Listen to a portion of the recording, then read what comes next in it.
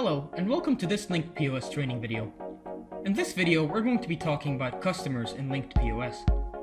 LinkedPOS is one of the few point-of-sale softwares on the market that offers this feature. The Customers feature allows you to manage a variety of things, ranging from loyalty programs, special discounts, to credit sales. So, to go to the Customers section, click on this Customers tab. This will open up the table with all existing customers in LinkedPOS. The default customer in LinkedPOS is the walk-in customer. To add a new customer, click on this green plus sign in the top left corner. This opens up the form that allows you to add a customer.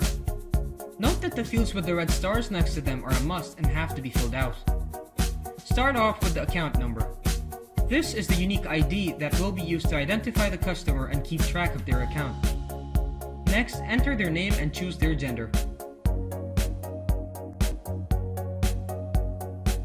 The badge field allows you to manage the customer's loyalty programs. This can be used to offer special discounts and deals. The field on the right can be used to insert a customer's image for their profile into LinkedPOS. There are three main ways that can be used to insert an image into LinkedPOS.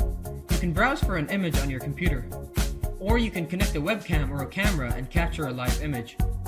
Or finally, you can scan an image right into LinkedPOS. Next, choose the identity document type and enter its number in the field below.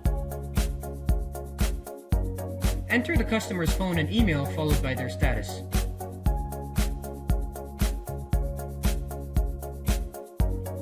The status allows you to set whether the customer is active or blocked from your store. This feature is particularly useful when you want to blacklist someone from your store. In the next section, enter their address.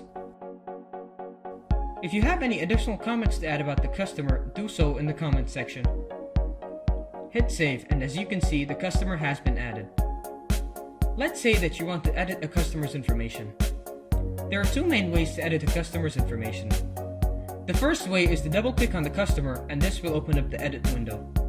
Or in the second way, you can choose the customer and click on this edit button in the top left corner. Once done, hit save, and this will update the customer's information.